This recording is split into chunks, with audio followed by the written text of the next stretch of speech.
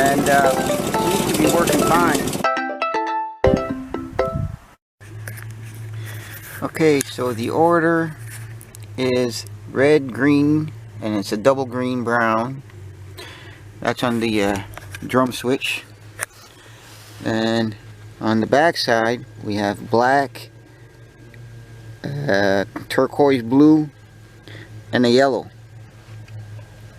So black, turquoise blue, yellow.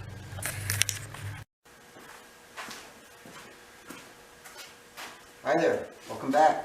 Welcome back to my channel, a little bit about everything. I don't know if it's like 4 videos back, I did a video on VFD drive on my mill, or a mill I should say, and yeah, I thought that it was just corroded wires, bad connection, but it isn't. So I actually got some new brushes for the drive motor. This is the circuit board. Maybe this is what's going on. This board is touching something. This is the unit itself.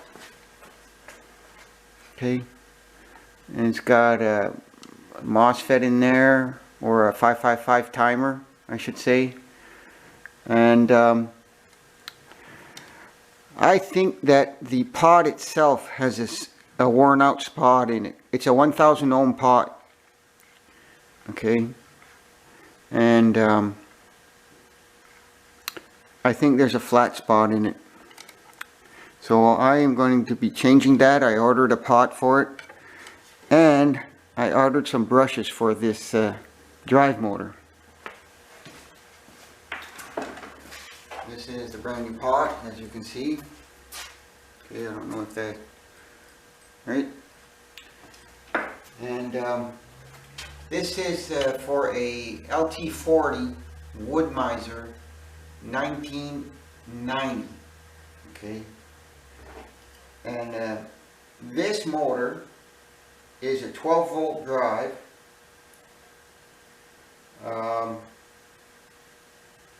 It looks like it was changed in either 202 or in 2014.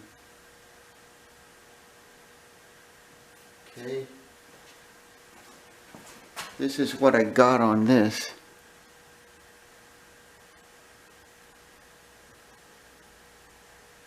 That's for an 89 Wood-Mizer. Okay, it's almost like a starter motor. It's very close because it's very heavy. So it's got lots of wires in there, or lots of copper I should say. This is the drum switch. I just brought it in to clean out the sawdust in there and maybe lube it up, make sure that nothing's burnt out on it. It seems okay.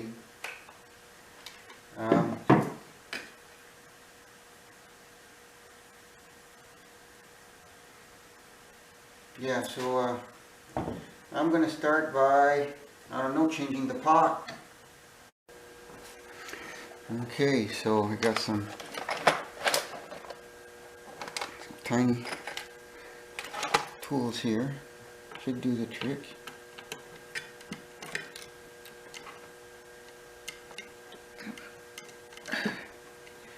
May need a little persuasion.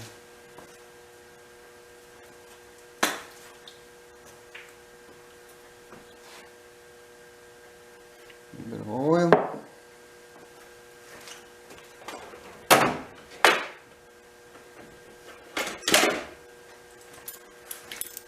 And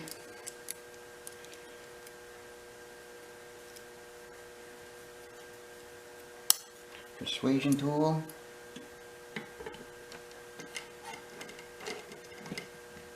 There we go. And it's off.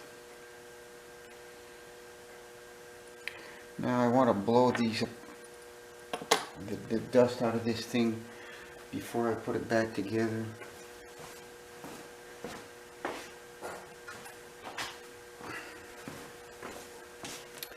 And no, I hate using. It's probably a 9/16 or a 1/2 inch. It's a 1/2 inch, I think. Here. Never use pliers on a nut or bolt. You're taking away from its lifespan.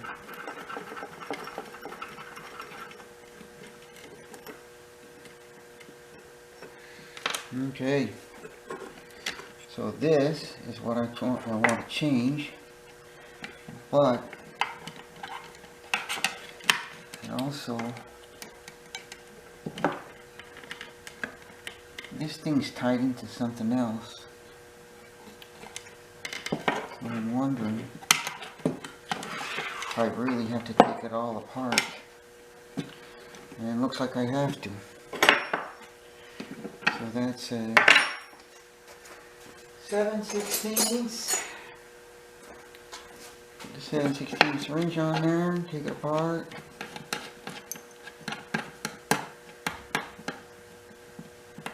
Simple, but it works. They just use bolts for contact points, right?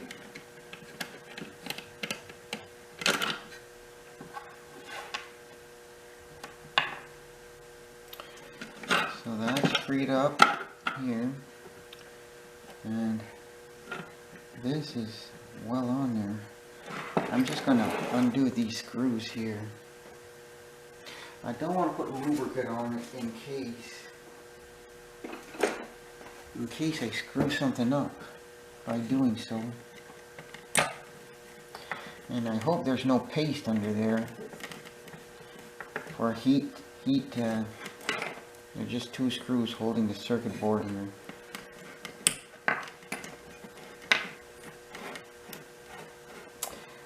It must be a constant current source, and they vary the voltage for speed. Alright? Because you want it to be strong in all ranges, low torque and high torque. So okay, so this is freed up. And I'll pull this off here. And let's see if I can't pull this out now.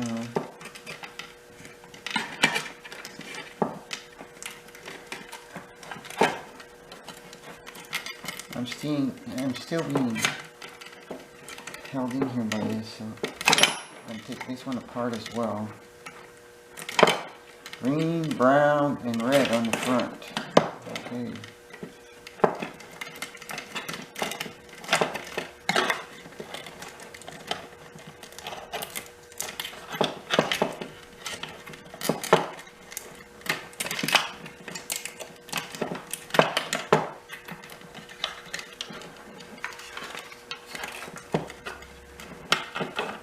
Still being held in there. So let's take this one out as well.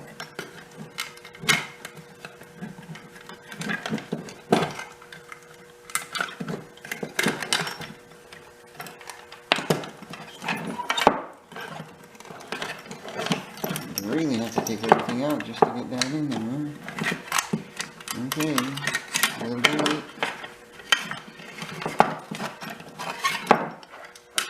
There. So all we have here is 3 screws. I don't know if you can see that. 3 screws on there, which hold this in.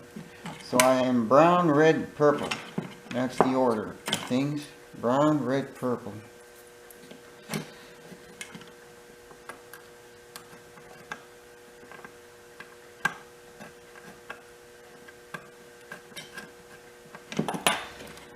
Okay.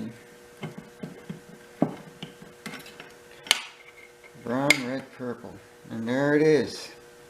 The culprit. Oh, it feels rough too. Oh yeah, compared to this, it feels rough. Alright. I'm going to keep on going till my battery runs out, because apparently it's going to run out. So just going to clip this And on the old one I have roughly about 1/4 of an inch exposed wire, so I'm going to do the same. And you always start with a larger size in case you clip your wire. So I'm at a 14. It might be a 14 or it might be a 16. You can try it on this to make sure. The old one. Oh, apparently it's a 16. So go to 16. Take a piece off. 16. 1/4 inch off. 16. 1/4 inch. So I said brown, red, purple.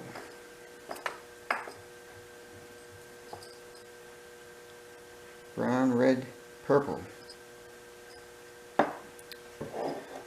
So I don't know if you get a clear shot of that, but the order is here, brown, red, purple. So I'm going to go in on top. No.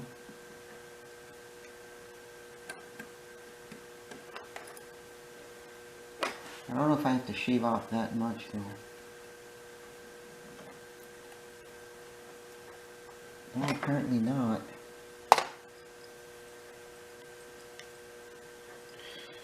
On this one I had a little less, I guess.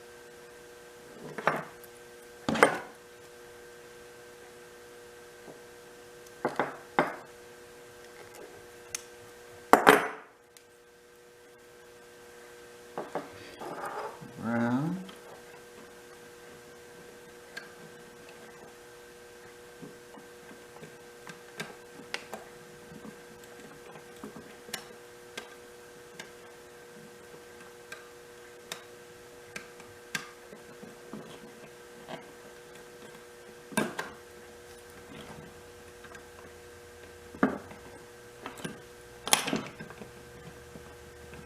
Red.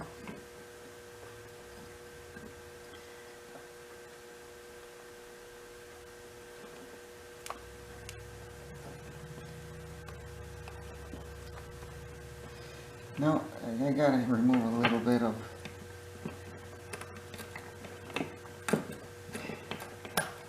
it's just too much exposed wire.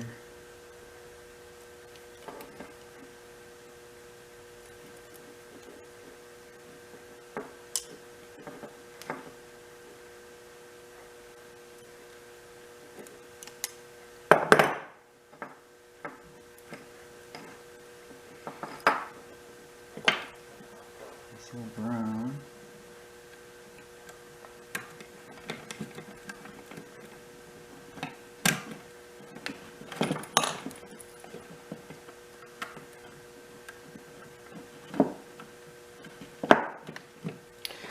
Got a larger one here. I'll bring it to the front of the box over here, as such. And now this was just a heat sink on the side. It's not really dirty in here. Okay. So this wire goes on my switch. And the red one goes on my switch. This one goes on the back. Okay. These two come out the bottom. Over here.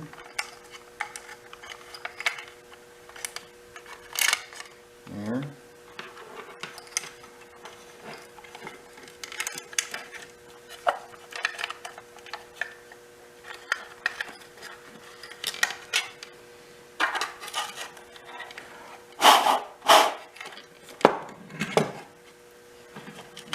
These come out. I said the double green is on the front, and that seems a little shoddy. It should work, but red.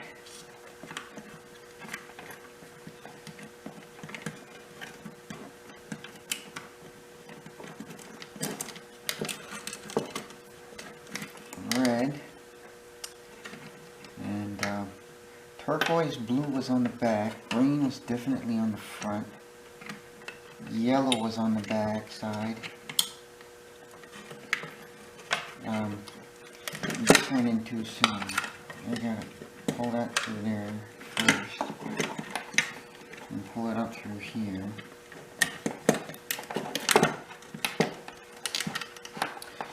That goes to my switch, and this goes to the back side here of that drum switch, which I have to clean out still. And this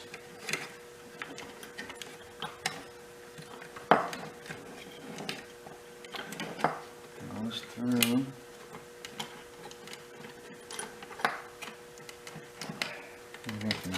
the other way around.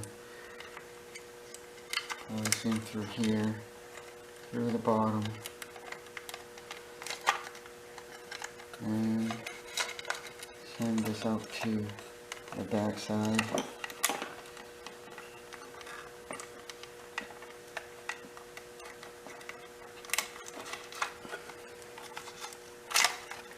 Okay, so these are my two motor supplies, power supplies.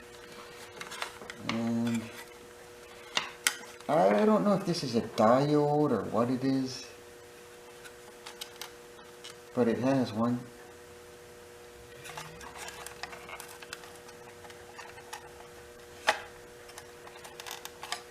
This green wire, I'm going to pull it through here so it's not as messy. Okay, that's going to the back. And I forget what the other one was on the front. I think it was black. I'm going to have to go back to my pictures and check it out. Okay, so this is right here. This is a drum switch. Okay, and there are two locking positions here. You can see the locking mechanism. But when I lock it on that side, I've made contact here and two on the back. If I flip it over here, I make two contact on this side and two on that side. So it's a reversing switch. And that's exactly what it's for. When I'm going, the forward is exactly that, in the front, that way. So in doing so, going forward, I've activated the feed rate control, and I have to feed it through this potentiometer, and it goes from 0 to 10. Okay, and also on this mill I have 3 belt speeds, so I can go fast on low range, medium, and high range. And high range, fast on high range would be cutting 1 or a 2-by on 2-inch wide. Okay, as soon as you go over 6-inch, you want to be on your medium feed, and if you go over 10, you want to be on your slow feed. Okay, because you don't want to you can stall your blade in the log, right? If it's chopping too much and you're going too fast, the gullets can't empty themselves out, so you end up bogging your mill. Okay, well, here it is, back on the mill. And seems to be working fine.